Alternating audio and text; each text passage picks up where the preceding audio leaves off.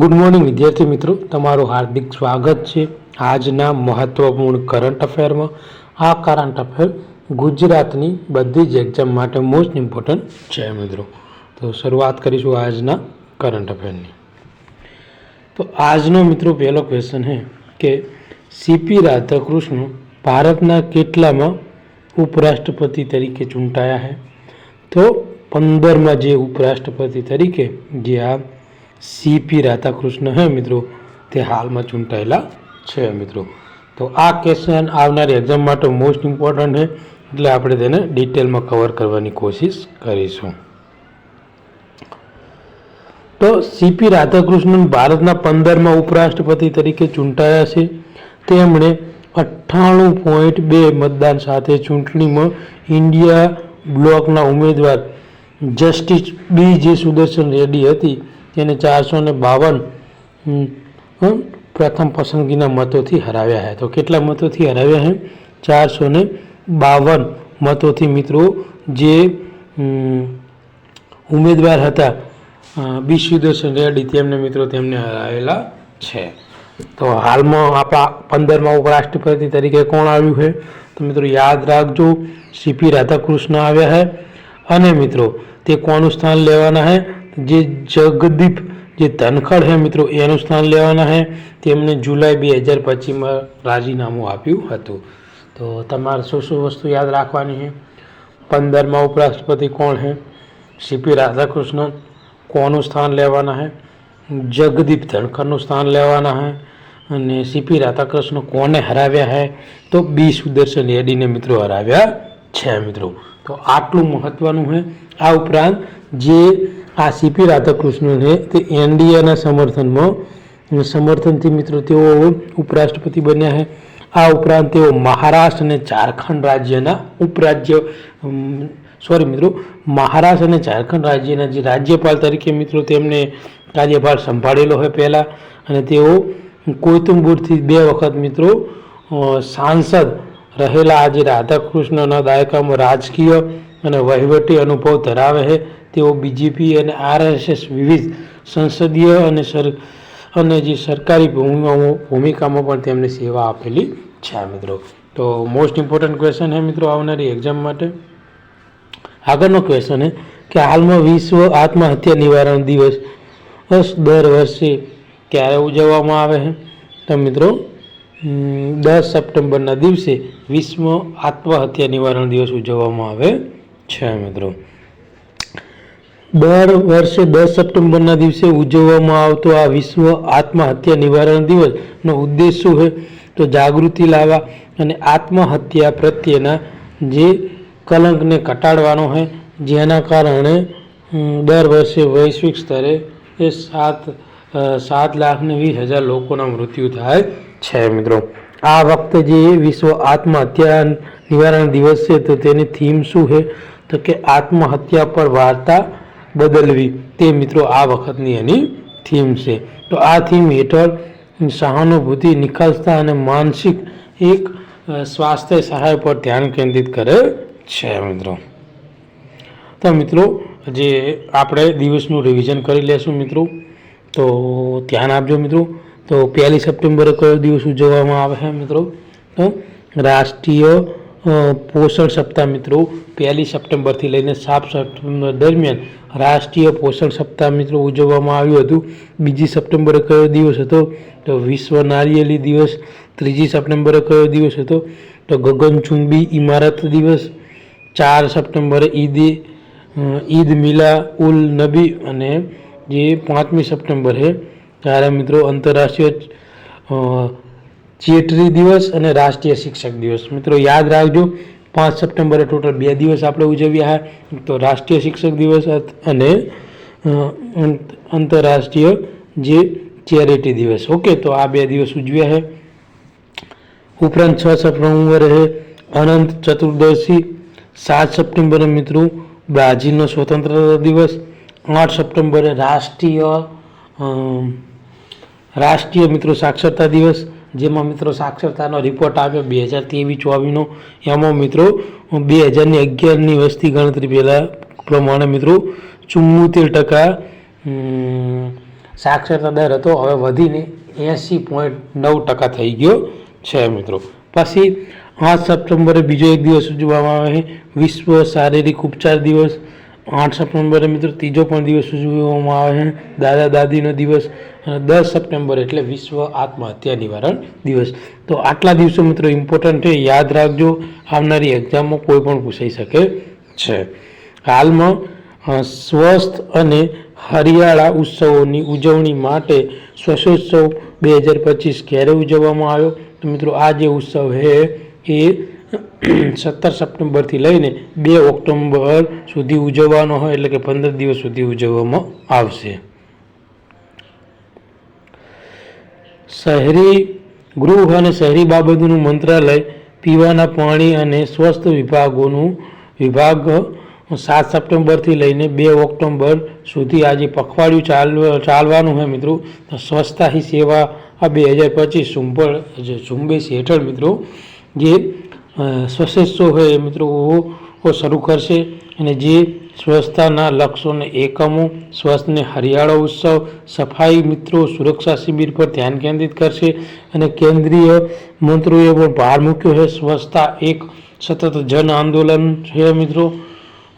રાજ્યોના વારસાગત કચરાને ડમ્પિંગ સાઇટોનો સામનો કરવો અને તહેવારોના મોસમ દરમિયાન સ્વસ્થ અને હરિયાળા વાતાવરણના ઉજવણીમાં નાગરિકની જે સક્રિય રીતે સામેલ કરવા માટે સ્વચ્છતા એપના ઉપયોગને પ્રોત્સાહન આપવા માટે વિનંતી કરશે. તો મિત્રો 15 દિવસ સુધી આ સ્વચ્છોત્સવ છે એ મિત્રો ઉજવવાનો છે. આગળનો ક્વેશ્ચન, હાલમાં કયા રાજ્યને પૂરગ્રસ્ત માટે મિત્રો કેન્દ્ર સરકાર તરફથી 1500 કરોડની સહાય મળી છે? તો હિમાચલ પ્રદેશને. તો હિમાચલ પ્રદેશને મિત્રો 1500 કરોડ અને પંજાબને 1600 કરોડની મિત્રો સહાય આપવામાં આવી છે પૂર માટે.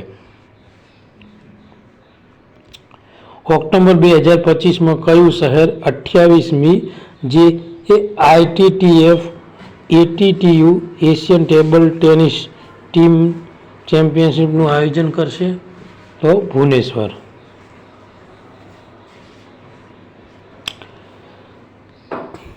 ભારતીય નૌકાદળ જહાજ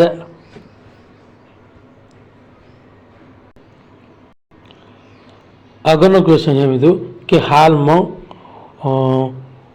પોપુલુગિયાના જે 50મા સ્વાતંત્ર્ય દિવસની ઉજવણીમાં કયા દેશના નૌકાદળના જહાજે મિત્રો ભાગ લીધો હતો?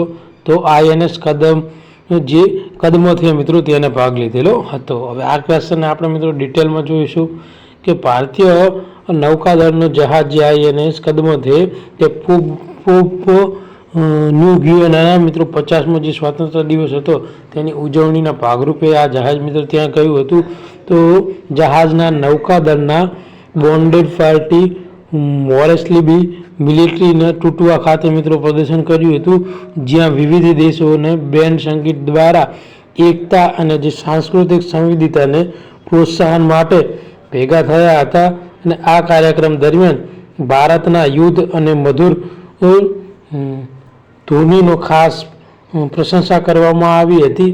વધુમાં જે INS કદમત ક્રૂએ બીજા વિશ્વયુદ્ધના નાયકોના સ્મૃતિને માન આપવા માટે બોમાના યુદ્ધ કબ્રસ્તાનની મુલાકાત લીધી હતી, જેમાં બહાદુરથી લડનાર ગુમ ભારતીય સૈનિકોનો પણ સમાવેશ થાય છે મિત્રો. તો યાદ રાખજો કયું જહાજ જયું હતું? INS કદમત. હાલમાં મિત્રો આ ક્વેશ્ચન છે ને મોસ્ટ ઇમ્પોર્ટન્ટ છે. ઓકે, હાલમાં ભારતીય સશસ્ત્ર દળો દ્વારા કયા દેશને યોજાનાર અભ્યાસ ચાપડ 2025માં જોડાશે? તો મિત્રો આ જે યુદ્ધ અભ્યાસ છે ચાપડ એ મિત્રો રશિયામાં યોજાવાનો છે.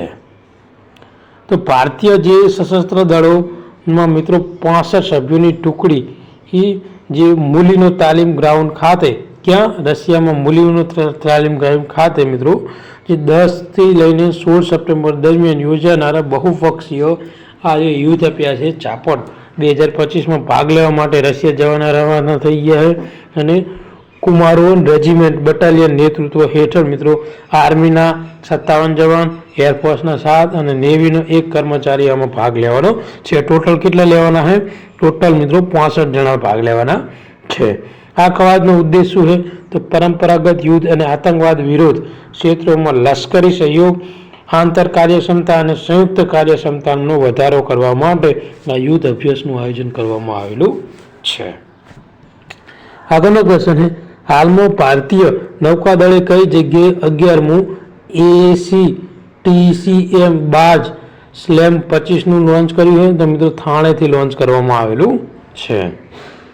તો 11મું મિત્રો દારૂગોળા કમ ટેપિડો કમ મિસાઇલ બાર્જ જે સ્લામ 25 જે 8 સપ્ટેમ્બર 2025ના રોજ મેજર્સ સૂર્યદીપ્તા પ્રોજેક્ટ પ્રાઇવેટ લિમિટેડ થાળે ખાતે મિત્રો લોન્ચ કર્યું હતું, જેમાં રિયર એડમિરલ વિશાલ બિશ્નોઈ મુખ્ય મહેમાન તરીકે હાજર રહ્યા હતા. તો કઈ જગ્યાથી કર્યું છે? થાણેથી. મુખ્ય મહેમાન તરીકે કોણ હતું? રિયર એડમિરલ જે વિશાલ બિશ્નોઈ છે તેમને મિત્રો. અને માર્ચ 2021માં MSME યાર્ડ ને તમામ 11 બાર્જ કોન્ટ્રાક્ટ આપવામાં આવ્યા હતા. તો આજે એ બાર્જ ભારતીય ભાગીદારો સાથેની મળીને સ્વદેશી રીતે ડિઝાઇન અને બનાવવા માટે અને જે દરિયાઈ યોગ્યતા માટે સતત પરીક્ષણોથી પ્રસાર થયું છે.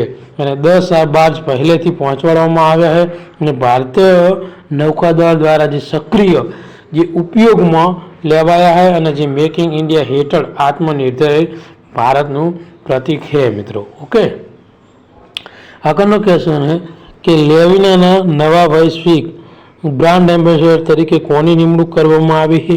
જે બ્રાન્ડના આરામદાયક અને આરામ પ્રથમ ડેનિમ ફિટ તરફના પરિવર્તનનું પ્રતીક છે. તો મિત્રો જે લેવિનાના નવા બ્રાન્ડ એમ્બેસેડર છે આલિયા ભટ્ટ.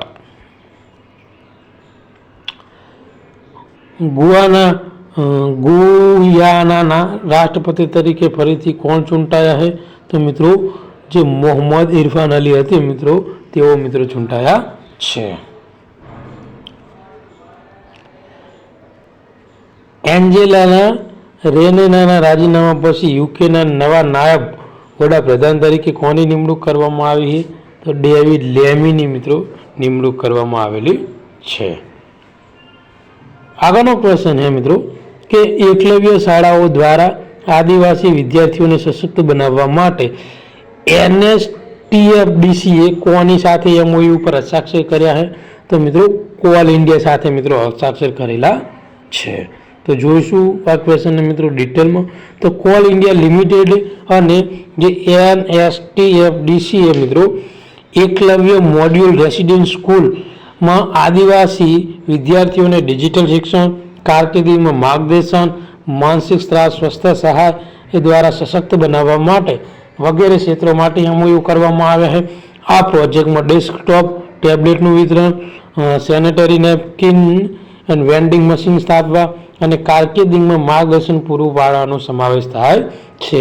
કેન્દ્રીય મંત્રી જી કિશન રેડ્ડી અને ઝુઆલ ઓર્મે જે આદિવાસી કલ્યાણ મહત્વ પર ભાર મૂક્યો હોય અને વધુમાં જે CSRને સમર્થન માટે હાકલ કર્યું છે. અને મિત્રો જે આદિવાસી વિસ્તારોમાં સામાજિક વિકાસ પ્રત્યે તેમની પ્રતિબદ્ધતાને પુષ્ટિ કરે છે, જ્યારે આ સહયોગનો ઉદ્દેશ આદિવાસી યુવાનો માટે શિક્ષણ અને સર્વાંગી વિકાસથી મજબૂત બનાવવાનો છે મિત્રો. તો મહત્વપૂર્ણ છે મિત્રો. હવે આપણે મિત્રો 1 સપ્ટેમ્બરથી લઈ અને 10 સપ્ટેમ્બર સુધી જે મહત્વપૂર્ણ જે મિત્રો કહેવાય ને કે નિમણૂકો થઈ છે તેનું રિવિઝન કરશું. આપણે આપણા કરંટ અફેરમાં મિત્રો દિવસોનું રિવિઝન કરશું, નિમણૂકનું રિવિઝન કરશું અને મિત્રો કહેવાય ને કે જે એવોર્ડ છે એનું રિવિઝન કરશું, જેથી કરીને તમને કોઈ પણ વસ્તુ ગોખવી ના પડે અને જો કરંટ અફેરમાં પૂછાય તો તમારે માર્ક જવો ના જોઈએ. તો મિત્રો TCA કલ્યાણી એ ભારતના નવા જે CGA તરીકે મિત્રો તેમની નિમણૂક કરવામાં આવી હતી. તો કોની? TCA કલ્યાણીની. ઓકે, આગળ મિત્રો જે ડોક્ટર દીપક મિત્તલને મિત્રો યુએઈના ભારતના નવા રાજદૂત તરીકે નિયુક્ત કરવામાં આવ્યા હતા મિત્રો. ઓકે, તો તો યાદ રાખજો ડૉક્ટર દીપક મિત્તલ. આગળ વાત કરીએ તો મોસ્ટ ઇમ્પોર્ટન્ટ જે આવનારી એક્ઝામમાં પૂછાઈ શકે તેવો રજિત પૂનાની મિત્રો જે ફસાઈના નવા સીઓ તરીકે નિમણૂક કરેલા છે.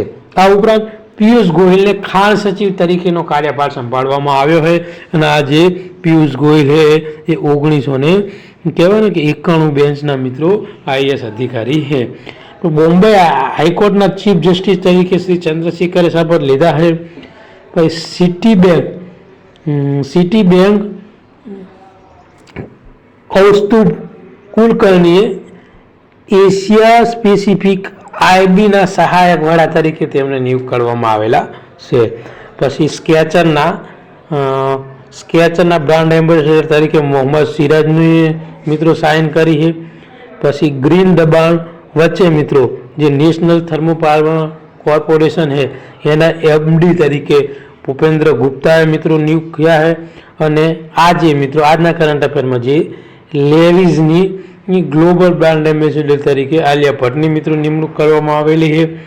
અને એ હર્ષવર્ધન ચિતાલે એ જાન્યુઆરી 2026થી મિત્રો જે હીરો મોટો ક્રોપ્સના સીઓ તરીકે તેમની નિમણૂક કરવામાં આવેલી છે. તો આ બધી જ નિમણૂક મિત્રો મોસ્ટ ઇમ્પોર્ટન્ટ છે, આવનારી એક્ઝામમાં પૂછાઈ શકે છે. આજનું કરંટ અફેર આપણે અહીંયા પૂરું કરીશું. આ કરંટ અફેર તમને ગમ્યું હોય તો આપણી ચેનલ સબસ્ક્રાઈબ કરી લેજો અને તમારા બીજા મિત્રોને મોકલી આપજો. થેન્ક યુ, ધન્યવાદ.